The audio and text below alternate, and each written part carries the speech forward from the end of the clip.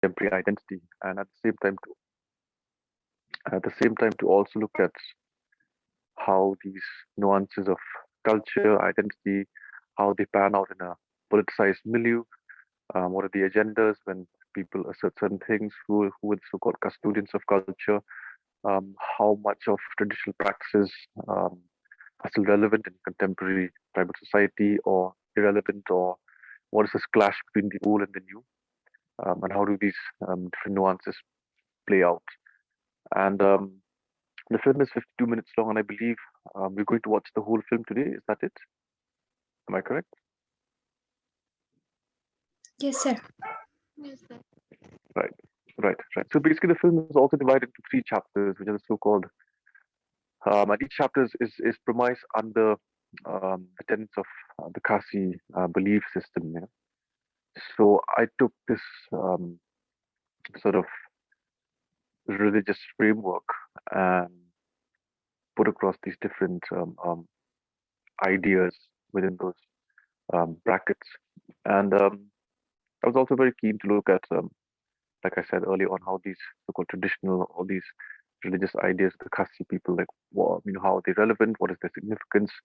I do follow a lot of, or rather, I document quite a bit of traditional practices and see and to examine how they work themselves out in contemporary society.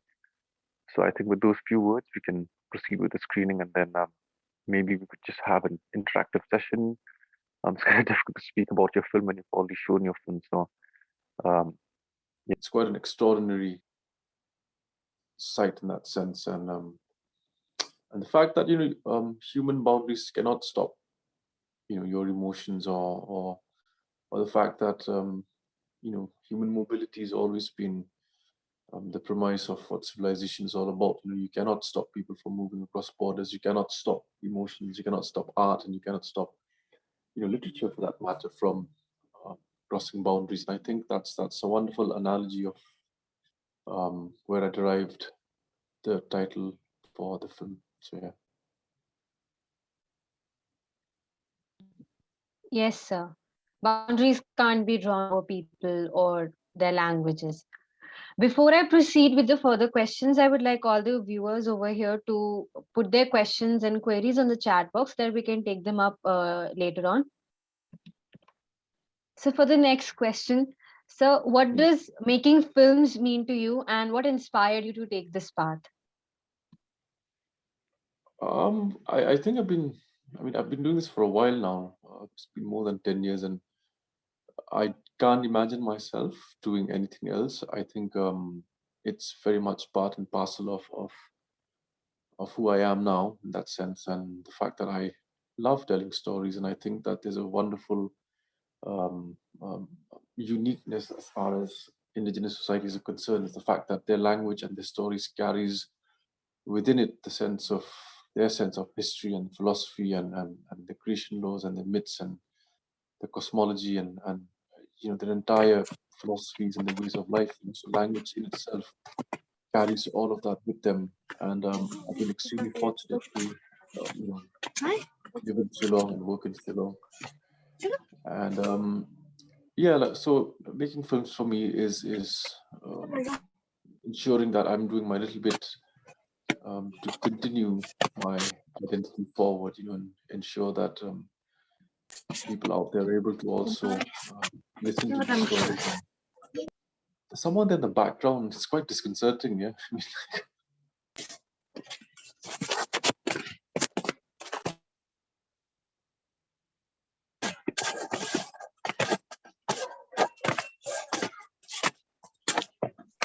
Please disable the engine, please.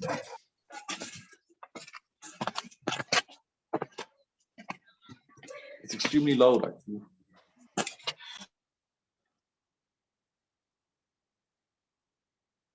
Yeah, I think that sounds better. So that's what filmmaking means to me. Ensuring that I'm able to carry forth my identity for the generations to come. So yeah, what was the other question again? So what inspired you to take on this path? Oh, okay. Well, my foray into the arts was through music, and I was always interested in doing music, and then it was just like a natural progression. By the time I finished my masters from Jamia, I couldn't wait to get back to Shillong and start making films of my own. And the first 1987, which is the first film we made back then, we shot it with this budget that was completely non-existent. It's hilarious if I even have to mention it, but there was a certain kind of a desire to tell these stories. This burning desire to get these stories out there. And I remember after we had shot, I edited the film on a desktop machine that was only meant to play music and watch films. But we edited the film on a desktop, and it kept crashing every alternate day. So I would lug the PC from my house to the town center, police bazaar, to get it fixed. And it's a long way when I think about it. But that there's some kind of commitment that perhaps one has, and I can see that myself, given the benefit of hindsight. That yeah, I was you got to be very persistent about these things, and just keep at it. And if you do have a good story, make sure that you tell it well. So yeah. So, has the pandemic changed the industry and the process? And if so, how? I'm assuming you're referring to the filmmaking process. Yeah, it has. I mean, like, the pandemic has affected everything. Yeah, I mean, and the arts and filmmaking, or music for that matter, is no exception. I mean, it was a very interesting time to see how these forms adapted themselves. And yeah, but at the level of perhaps going to theater, the whole ritualistic aspect of watching a film was non-existent. Um, and of course, with the arrival of OTT platforms, a lot of people were hooked on to, your Netflix or your Amazon videos. But yeah, it has affected. But I think, that's the history of human civilization. That there's always going to be something that will happen that will alter or change people's views or opinions of what they took for granted. And I think the pandemic was one such event. And for our generation, for this period of time, having experienced that in our lifetime, is quite an interesting experience. The fact that you suddenly realize that the only thing that really matters, like health and um, making sure that you have food on your table, and everything else is an added bonus. But these are what stories are also made of. In the long run, I don't think we would have been able to tell so many stories if the world didn't go through its fair share of situations. And I think I'm looking forward to more literature, more films coming out from after the pandemic, just to see like how people look or relook or reimagine or even don't reimagine the world. So yeah. Yes, sir. So, where do you think this industry stands at representing the tribal identity as well as their lives in India? Sorry, I missed the last bit. I didn't hear you. Can you please repeat that again for me, please? Yes, sir. So, where do you think the industry stands at representing the tribal identity as well as their lives in India? I think there's quite a bit of representation in that sense, throughout the country. When I say in that sense, I'm referring to, say, these tribal events organized by different government bodies. And in most instances, it's quite fascinating to see how this exoticization is still being carried out. This idea of um, this exotic East, and how people choose to also represent themselves at these occasions. And I think it's much more complicated than simply wearing a traditional dress and getting up on stage and performing a dance. I think there are more conversations that are required, difficult conversations that need to be made, as opposed to just doing a folk song every time there's a Northeast festival. I think young people should engage more and more with the difficult questions that they experience back home, and also keep in mind that they're also part of a larger community that um, live in the city, and how do they navigate these two different identities? Is your identity performance in that sense? Like, do you feel more indigenous when you're living in Delhi or in some other city as opposed to where you're coming from? And yeah, so but at the same time, th- there's also this desire to break out from what you were at one point of time, and I think that's fine as well. I mean, the last person to tell people how to live their lives and what is tribal identity is me.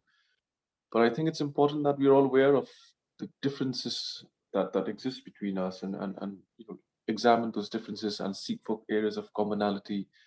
Um, Look at the kind of history that has been responsible in shaping up your community, and yeah, and just don't resort to postcards, HD, glossy images of your exoticized and romanticized tribal identity. And sir, is there any project or film that you're working right now that you don't, if you don't mind sharing with us? I just finished shooting a film with Adil Hussein called Lonnie the Flaneur, and it premiered in 2019 at Tallinn Black Night Film Festival.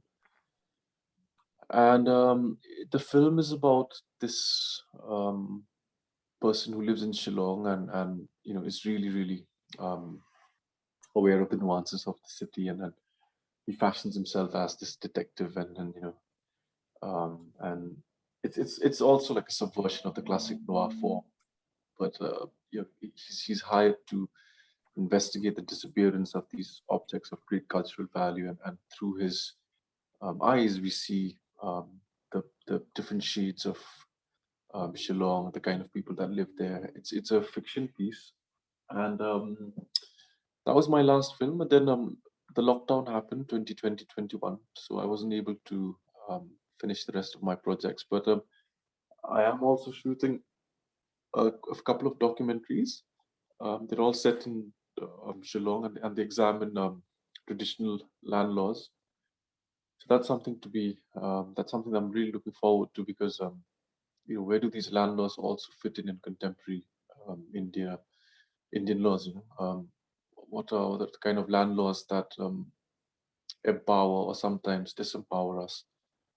So that, and then I am working on a couple of other fiction films as well. So it's a long process, and let's see, fingers crossed.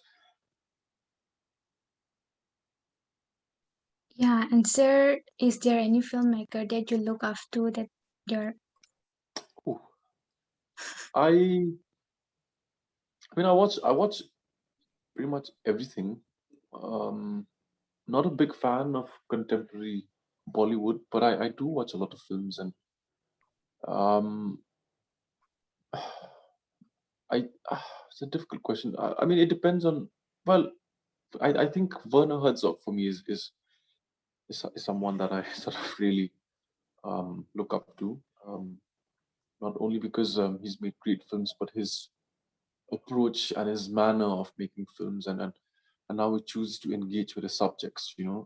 How he chooses to even pick up subjects to make a film, and his general knowledge of the world, and this calmness and this energy that he has, that's so contained, but you can see that he's very fierce as well, in the sense that he makes these films which are very interesting, and sort of further question and problematize preconceived notions of a lot of things, and I think that makes for interesting viewing. So yeah, Werner Herzog. If anyone wants to check it out, check him out. I'm sure he's available.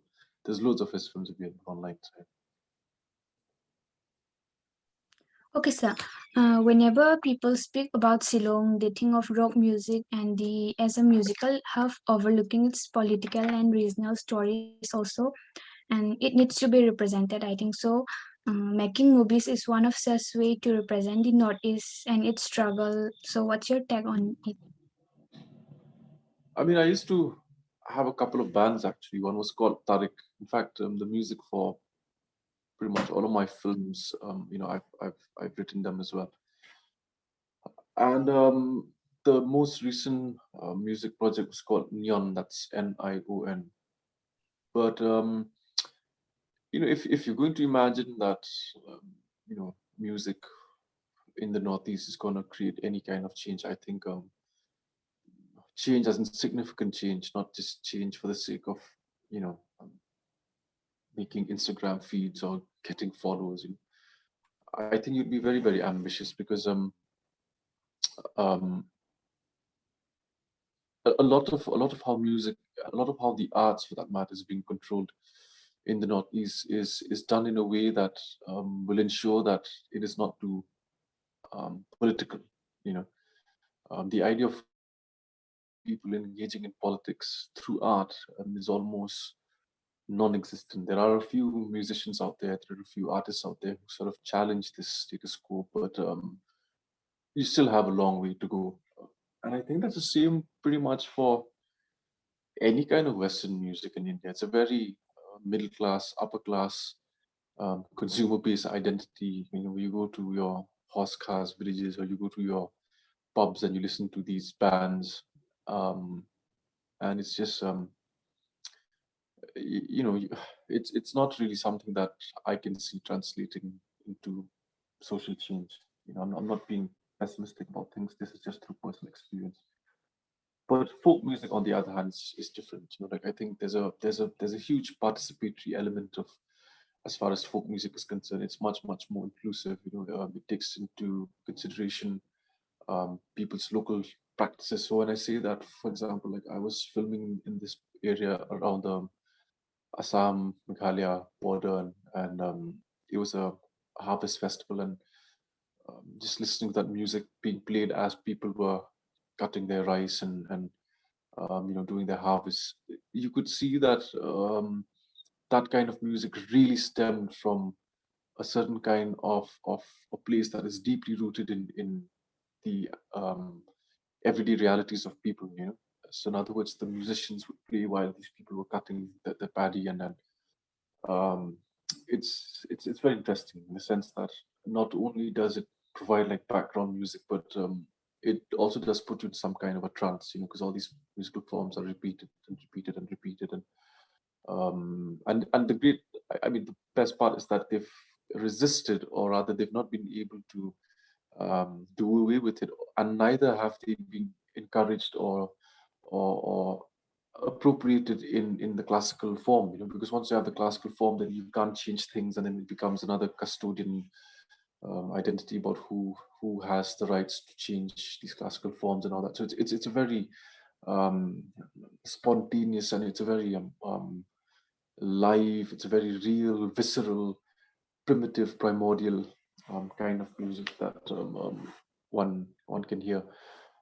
And with regards to films, well, there are a few filmmakers out there who making interesting films from the Northeast. Habababan Kumar is, I think, one of the very important, very significant filmmakers of our times, not only within the Northeast but even the rest of the country. Simply on account of the fact that he chooses to address subjects that perhaps a lot of people shy away from. You know, and keep in mind that you know, we do not have as many liberties in this present moment right now because of what's going on around India. And I think that it's important that people like him, and I'm sure like other people in your college, also engage and ask difficult questions and ensure that, you know, you are given that space and you're given that platform, and you use your art and use your film and use your music to do that. So yeah.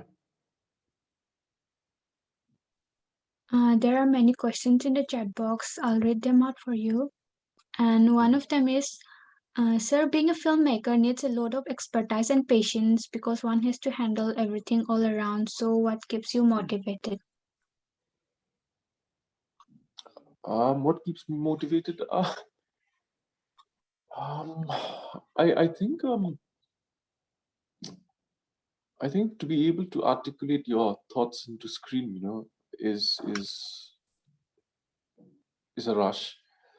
You know, it's an absolute high, and and it is a long process, yes, because from what you think to what you write down to what you script to what you shoot to what you film, there's so many variables there. There are so many things that can go wrong or right or missing for that matter, and then to eventually see all of those thoughts that you have translate itself on screen it's quite a fascinating experience. But uh,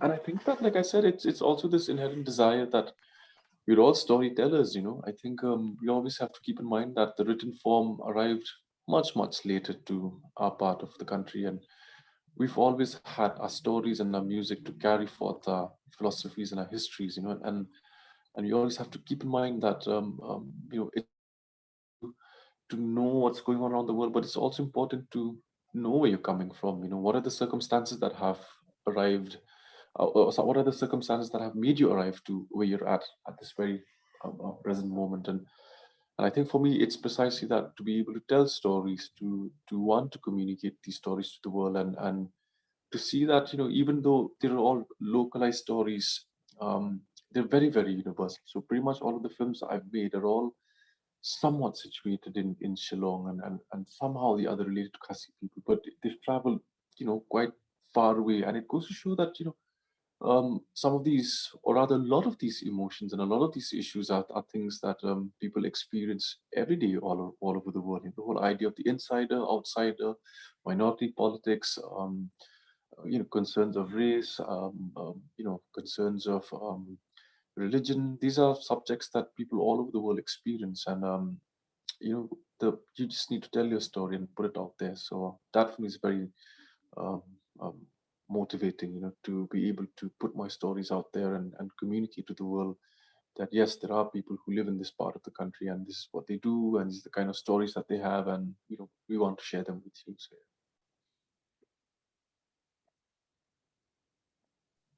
And we have one more question from Chetan. She's asking, sir, how can this whole problematic situation created by conversion and all be solved? Even the agents are still involved in converting Khasi people in different beliefs. That's the question. yeah, but you know, I know where this question is coming from. Um,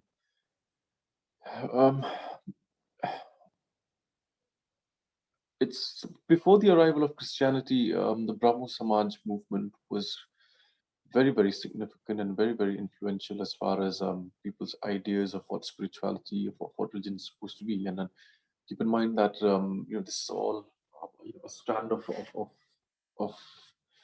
belief system that was very reformist. This is the whole Hindu Reformation, and Raja Ram Mohan Roy, and what it meant for the Indian national, the Indian independence, and then the subsequent shift in people's perceptions of what modernity is supposed to be.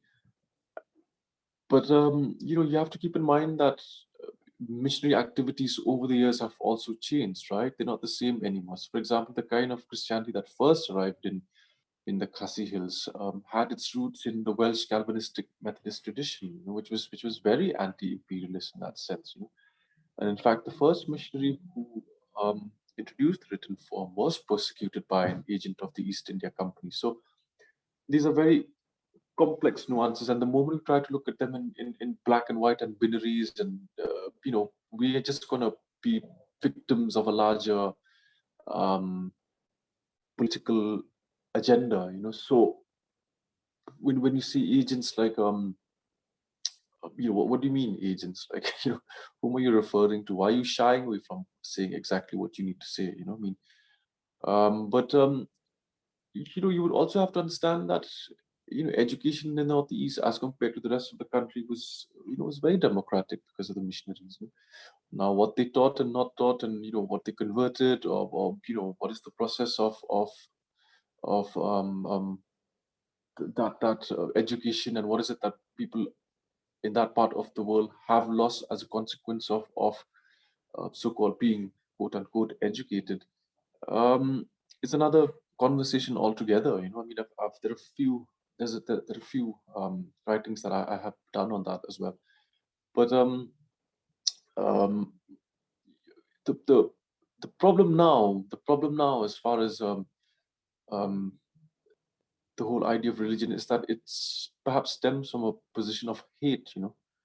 And I'm very worried about this kind of rising fascism, this kind of rising intolerance towards any kind of religious minority. And I'm not ashamed to say that Tripura has been facing a lot of grunts lately, and this larger Islamophobia that exists in the Northeast is extremely worrying. And then this kind of, but at the same time, the same strand of militant Christianity is also extremely worrying, because any form of extreme religious indoctrination or practice is problematic for me, because you tend to impose your ideas upon someone, and that's not how society is supposed to work. There should be room for everyone. There should be room for dissent. There should be room for debate. The problem begins when you start telling people that this is the only way forward and this is what you need to do. So, and I also believe at the same time people's fundamental right to their freedom of choice of religion. So yeah. And now we have question from K Diengdoh. The question is, sir, you highlighted the importance of not exotizing the indigenous identities in the documentary form, and how popular culture in the Northeast do and somehow internalize this exoticization. How did you choose to insert your own voice through the narration, apart from highlighting your own position through the film? Was this part of the subversion? Yeah, I mean, you always approach an idea or a film with a certain thought process in mind, and you're saying this is what you want to say, and how do you refine it. I think with Where the Clouds End, um I mean, the message is there. It's very in your face, like some of those questions that I asked some of those people were very, very provocative, and I was obviously expecting a provocative answer. But how did I approach the subject? How did I approach the politics of the subject? Like, as I said earlier on, it was from a very personal keyhole. So I took the story of my great grandfather, and um, situated uh, all the different kinds of ideas that I wanted to address within that framework of those three principles of Khasi religion, and yeah, I think I was also very careful to make sure that I was not just shooting people in, say, villages, because that's not what the whole um, idea of the region is also about. I mean, there's this huge amount of urbanization that's happening in all of these places, and it's very interesting to look at the gradual progression of certain people who become these contractors, and what are their affiliations, and at the same time to also look at so for example, like this toxic blend between um, um, feudalism and new age capitalism, and what it means. I mean, uh, how do these landlords facilitate these traditional landlords? How do these landlords themselves facilitate a certain kind of exploitation? How do these landlords that are supposed to protect and defend us are being appropriated for people's vested, capitalistic interests? So um, it's a tricky one, because at the same time, rising unemployment creates a certain kind of rising frustration, and then you tend to blame the outsider for all your worries, and of course, that is a very problematic position, but people always use that narrative because that's very important for electoral politics, and everything boils down to numbers, and everything boils down to whom you cast your vote. But it's a great space for a documentary filmmaker, for anyone who's doing research, because there's so many different conflicting views. There are so many different positions on the same matter, and I think, like I said earlier, I'm very, very fortunate to live there, and work there, and see these things from a very, very close perspective. And I think that this experiential knowledge of the place has largely been responsible for all of my films.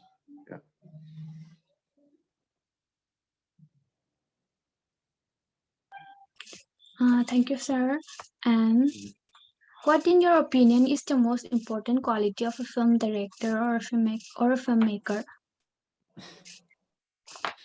Madness.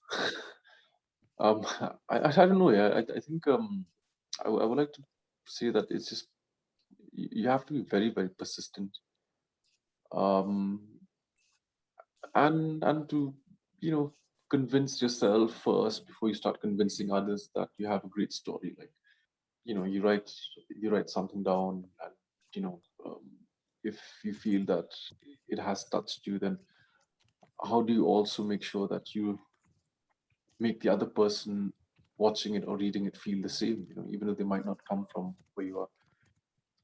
But I would personally say that being persistent and not giving up would be the most important trait that any creative person should have. So, yeah.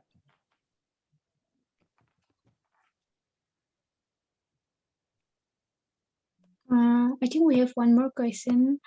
It's from Right. Anuga, and he says, "Thanks for the film. And would you agree that the reinterpretation of a historic battle over commercial interest into one over identity concerns also tell us about the uh, commercial, what was it? Commercial has been given up on as a site for struggle, and that Okay, underlying." let me read it. Thanks. Okay, his question is confusing. Would you agree that in reinterpretation of a historic battle over commercial interests into one of identity concerns also the commercial has been given up, how the commercial has been given up on as a site for struggle? That underlying all our conversation, there is an acceptance of the fact that even if we disagree with the control over women's choices or wish to becomes unfair, we still can't intervene in the market and in labor relations meaningfully. Okay, let's see if I can try and answer this one. With regards to, I'm not interested in the truth of an event, because there are as many histories as the number of people. What I'm interested as far as the event is concerned is how that is being reinterpreted and at what point of time and for whom it is being reinterpreted. So when we look at, say, the cultural appropriation of, freedom fighters from the region um, into people who were responsible for the Indian freedom struggle, I find that quite strange and bizarre, because the idea of India is a very recent idea, and a lot of these tribes, come from a prehistoric time, even, so. Like I said, I'm interested in the interpretation of that historical event and who's doing it, why are they doing it, what is the purpose of doing that, and in certain instances and in certain moments, um, this reinterpretation is also because of a larger agenda which you need to push, so be it for a certain kind of a nationalism, be it for a certain kind of a commercial aspiration, be it for some kind of desire to take away a certain amount of land for people to start doing whatever kinds of businesses, whatever. But uh, it's and so perhaps like someone like Walter Benjamin is very interesting because he says that the documentation of every documentation of civilization, documentation of barbarism, and I think that it holds true for all societies in the world. If you had to look at our recent past, of course it would be barbaric because we're looking at things from a very, very contemporary perspective, Um, and then with regards to the control over women's choices, um, I that happens everywhere, and it's a very problematic um, situation, because you do understand that as far as indigenous societies are concerned, there is a certain kind of a liberation for women, and I don't think I can speak on anyone's behalf, but not that we're comparing tragedies either, but I can see that it's we're much more liberated in that sense. Maybe it's the fact that there's certain kind of an agricultural activity that we all have engaged at one point of time that allows for this kind of a liberal, fluid interaction. But with regards to intervening in the market and labor relations meaningfully, you know, this is precisely what I said earlier on, that there's this toxic blend between feudalism and this capitalism, and where do people fit in that entire equation? Who controls the economy at the end of the day? And you know, or sometimes for that matter, who funds all of these problems? Who funds all of these riots? Why is it that why is it that they break out in the first place? And um, it's a very vague question, and I can only answer as vague as the question is. So that means it. But you know, market economies are always aggressive places. So yeah. And we got one more last question. As we show in the film that the outsider are the problem for Khasi culture and the lifestyle. So who are the outsider for the Khasi people? People from the race of the country or the converted people or the people who are involved in conversion or exploiting Khasi culture? This was the question, sir. Yeah, I'm just gonna read that again. Yeah, 1 second. Yeah, I'll repeat. As we saw in the film that the outsider are the problem for the Khasi culture and the lifestyle. So the question is, who are the outsider for the Khasi people? Is it the people from the race of the country or the converted people or the people who are involved in the conversion or exploiting the Khasi culture? Um, that's a very good question because depending on the circumstance, that's when you decide to choose your victims. Sadly enough, and back in the 70s, it was the Bengalis. Back in the 80s, it was the Bengalis, and then it was the Nepalese, and then it was most recently the Sikhs, the Mazhabi Sikhs. But that's a problem, right? Because you're targeting um, minorities within your minority, and making them feel that they're responsible for all the problems. Everywhere there's a dominant population, that dominant population will try and assert itself, and other local populations bear the brunt of all of this. So the outsider in the sense is, like I said, someone who doesn't even subscribe to what you believe in, or someone who doesn't agree to what you agree to, and it's a very shifting form. The idea of the outsider is a very, very shifting form, and it takes on a different kind of a persona, or like a cloak for that matter, depending on the circumstance. And I just cited you a few of those examples of the so-called quote unquote outsiders supposed to be in the recent couple of the few decades in Shillong's history. So yeah. Thank you, sir. That was the last question, and I would like to inform you that our convener, Gitanjali ma'am, was present and she had to leave due to some urgent work and she conveyed her thanks. That's all.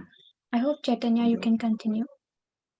Yeah. So if there are other questions, you can obviously email me. I'll put down my email ID, and then you can follow my works and some of the stuff that I put online. I'm on Instagram, and I'll send those details in the chat box. So if people want to reach out and email or get in touch or have any queries, I'd be very, very happy to answer them.